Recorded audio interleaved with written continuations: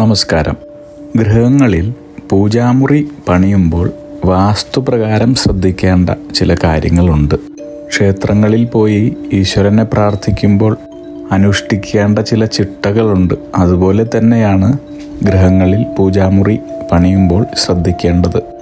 അശ്രദ്ധമായുള്ള പൂജാമുറി നിർമ്മാണം ഗൃഹങ്ങളിൽ ദോഷഫലങ്ങളാണ് നൽകുക. പണ്ട് ഗൃഹങ്ങൾ വളരെ ചെറുതായിരുന്നപ്പോൾ വിളക്ക് കൊളുത്തുവാൻ ഗൃഹങ്ങളുടെ കന്നിമൂലയിലോ കിഴക്ക് ഭാഗത്തോ ഉള്ള ഒരു മുറിയോ ഒരു ഭാഗമോ പ്രത്യേകമായി പൂജകൾക്കും ഈശ്വരാരാധനയ്ക്കുമായി മാറ്റിവെച്ചിരുന്നു. ഇപ്പോൾ പൂജാമുറി എന്നത് സൗകര്യപൂർവ്വം ഹാളിലോ കോണിപ്പൊടിയുടെ ചുവട്ടിലോ ഉള്ള ഇടുങ്ങിയതോ ചെറിയതോ ആയ ഒരു ഭാഗമായി തീരുന്നു എന്ന് വേണം പറയാൻ. എങ്കിലും ഇക്കാലത്ത് നിങ്ങളുടെ ഗൃഹം അർഹിക്കുന്ന രീതിയിൽ വളരെ പ്രാധാന്യത്തോടെ തന്നെ പൂജാമുറിയുടെ സ്ഥാനം നിജപ്പെടുത്തുന്നത് വളരെ അനിവാര്യമാണ്. പ്രധാനമായും 3 കാര്യങ്ങളാണ് പൂജാമുറി നിർമ്മിക്കുമ്പോൾ ശ്രദ്ധിക്കേണ്ടത്. 1. പൂജാമുറി കിഴക്കോട്ട് അഭിമുഖമായി വരുന്ന രീതിയിൽ വേണം നിർമ്മിക്കുവാൻ. 2. നിലവിളക്കുകളാണ് പൂജാമുറികൾക്ക് അനുയോജ്യം. 3. പൂജാമുറിയുടെ വാതിൽ 2 പാളികളായിരിക്കുന്നതാണ് അത്യുത്തമം. വീടുകളിൽ പ്രത്യേക പ്രാധാന്യത്തോടെ പരിപാലിക്കുന്ന സ്ഥലമാണ് പൂജാമുറി അല്ലെങ്കിൽ വിളക്ക് കൊളുത്തുന്ന ഇടം. അകത്തളങ്ങൾക്ക് സൗകര്യവും ഭംഗിയും നൽകുന്നതിനേക്കാൾ പൂജാമുറികൾ എന്നത് അനുഗ്രഹപ്രദവും പോസിറ്റീവ് ഊർജത്തിൻ്റെ പ്രഭാവം ചെലുത്തുന്നതും അതിലുപരി പ്രാർത്ഥിക്കുവാൻ വളരെ സൗകര്യമുള്ളതുമായ സ്ഥലമായിരിക്കണം. വാസ്തുപ്രകാരം നോക്കി പൂജാമുറികൾ യഥാസ്ഥാനത്ത് നിർമ്മിച്ചാൽ ഒട്ടേറെ ഗുണഫലങ്ങൾ ഉണ്ടാവുന്നതാണ്. വീടിൻ്റെ കിഴക്കുഭാഗത്ത് പൂജാമുറി നിർമ്മിക്കുന്നതാണ് ഉചിതം. പൂജാമുറി കിഴക്കോട്ട് അഭിമുഖമായിരിക്കണം. പൂജാമുറി വീട്ടിലെ മറ്റു മുറികളെപ്പോലെ അതിവിശാലമാകണമെന്ന ഒരു നിർബന്ധവുമില്ല. പൂജാമുറി അനാവശ്യമായ വസ്തുക്കളാൽ നിറച്ചിടാതെ വൃത്തിയുള്ളതും നന്നായി ക്രമീകരിച്ചിട്ടുള്ളതുമായിരിക്കണം. കൂടാതെ അകത്തളങ്ങൾ സ്ഥലസൗകര്യം വർദ്ധിപ്പിക്കുന്നതിന് കോവണിപ്പടിക്ക് താഴെ പൂജാമുറികൾ നിർമ്മിക്കുന്ന പ്രവണത ഒഴിവാക്കേണ്ടതാണ്. ഇത് ഉത്തമമല്ല. നിങ്ങൾക്ക് പൂജാമുറികൾ വേണമെങ്കിൽ വീടിൻ്റെ പ്ലാൻ വരയ്ക്കുമ്പോൾ തന്നെ വാസ്തു നിയമങ്ങൾ അനുസരിച്ച് ശരിയായ ഒരു സ്ഥാനം തന്നെ അടയാളപ്പെടുത്തേണ്ടതാണ്. വീടുകൾക്കകത്തെ ചെറിയ ക്ഷേത്രങ്ങളായി കരുതി പൂജാമുറികൾ ഭക്തിയോടെ ആയിരിക്കണം നിർമ്മിക്കേണ്ടത്. അവ താഴത്തെ നിലയിലാണെന്ന് ഉറപ്പുവരുത്തേണ്ടതാണ്. ഇനി ബേസ്മെൻറ്റിലോ മുകളിലത്തെ നിലയിലോ ഉള്ള പൂജാമുറികൾ അഭികാമ്യമല്ല. അതുപോലെ തന്നെ കുളിമുറിയോടും കിടപ്പുമുറിയോടും ചേർന്ന് ഭിത്തി വരുന്ന തരത്തിൽ നിർമ്മിച്ച പൂജാമുറികളും അശുഭകരമായി കണക്കാക്കപ്പെടുന്നു. അതുകൊണ്ട് ഇങ്ങനെ നിർമ്മിക്കുവാൻ പാടുള്ളതല്ല. പൂജാമുറികൾ ശാന്തമായ അന്തരീക്ഷം കൊണ്ട് നിറയേണ്ടതാണ്. അതിനാൽ ഇളം നിറത്തിലുള്ള ഷെയ്ഡുകളാണ് പെയിൻറ്റിങ്ങിന് നല്ലത്. ഇളം നിറത്തിലുള്ള ഷെയ്ഡുകൾ സൂര്യപ്രകാശത്തെ പ്രതിഫലിക്കുന്നവയാണ്, കൂടുതൽ പോസിറ്റീവ് ഊർജം തരുന്നവയാണ്. പൂജാമുറികളിൽ തകർന്ന ചിത്രങ്ങളോ വിഗ്രഹങ്ങളോ സ്ഥാപിക്കുവാൻ പാടില്ല. കൂടാതെ മരണപ്പെട്ട ബന്ധുക്കളുടെയോ സുഹൃത്തുക്കളുടെയോ ചിത്രങ്ങളും ഇവിടെ സൂക്ഷിക്കുവാൻ നിഷിദ്ധമാണ്, പാടില്ല. തൂക്കുവിളക്കുകളോ പരമ്പരാഗത അഗ്രം കൂമ്പിയ നിലവിളക്കുകളോ പൂജാമുറിയിൽ അനുയോജ്യമാണ്. വാസ്തുശാസ്ത്രത്തിൽ പൂജാമുറിക്കുള്ള ഏറ്റവും ഉത്തമമായ ദിശകൾ വടക്ക് കിഴക്കും കിഴക്കും വടക്കും ആണെന്നാണ് പറയുന്നത്.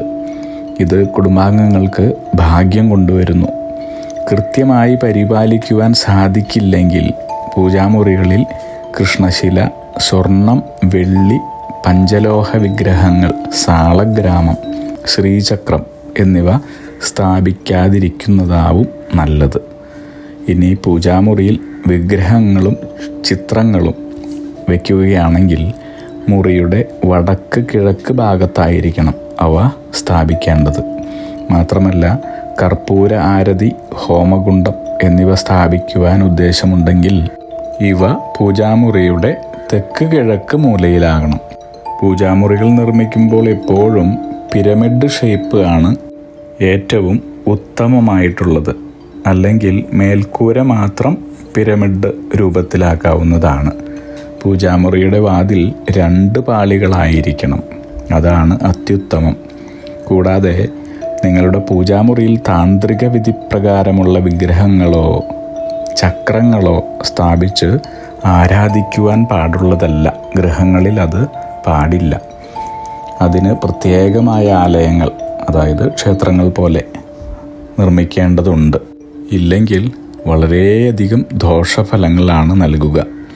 ഇനി നിങ്ങളുടെ സാധാരണയായി ഗൃഹങ്ങളിൽ ഗൃഹത്തിൻ്റെ മധ്യഭാഗത്ത്, ബ്രഹ്മസ്ഥാനത്ത് എന്നിങ്ങനെ വിവിധ പ്രധാനപ്പെട്ട സ്ഥാനങ്ങളിൽ പൂജാമുറികൾ നിർമ്മിക്കാറുണ്ട്. എങ്കിലും പൊതുവെ ഗൃഹത്തിൻ്റെ ബ്രഹ്മസ്ഥാനത്ത് വരാതെ മധ്യഭാഗത്തായി പൂജാമുറികൾ നിർമ്മിക്കുന്നതാണ് നല്ലത്. ഇനി ബ്രഹ്മസ്ഥാനത്ത് നിർമ്മിക്കുന്ന പൂജാമുറികൾ പരിപാലിക്കുന്നത് വളരെ ബുദ്ധിമുട്ടുള്ളതാണ്. അഗ്നിഹോത്രികളുടെ ജീവിത നിയോഗ പ്രവചനങ്ങളിലൂടെ നിങ്ങളുടെ കർമ്മദോഷങ്ങൾ നീക്കുന്നതിനും ജീവിത വിജയം നേടുന്നതിനുമായി ഞങ്ങളുടെ ബിസിനസ് വാട്സപ്പ് നമ്പറിലോ മെയിലിലോ ബന്ധപ്പെടുക.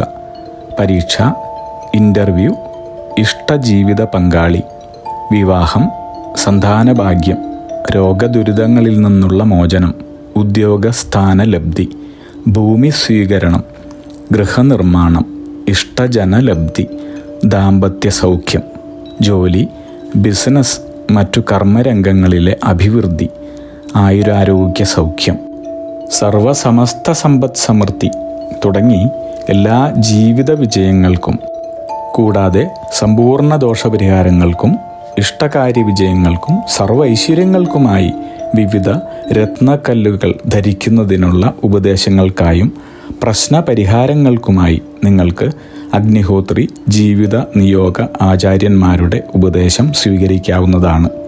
ഒരു കാര്യം പ്രത്യേകം ഓർക്കുക, നേരിട്ടുള്ള private consultation, online phone consultation എന്നിവയ്ക്ക് വാട്സപ്പിലൂടെയോ മെയിലിലൂടെയോ ഉള്ള മുൻകൂർ ബുക്കിംഗ് ആവശ്യമാണ്. ബിസിനസ് വാട്സപ്പ് നമ്പർ ശ്രദ്ധിച്ചോളൂ: 9846797971. Mail ID myniyogam@gmail.com.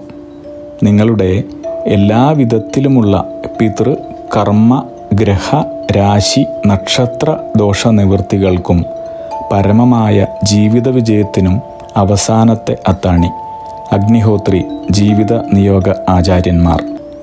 അഗ്നിഹോത്രികളുടെ ജീവിത നിയോഗ പ്രവചനങ്ങൾ മനുഷ്യ നന്മയ്ക്ക്.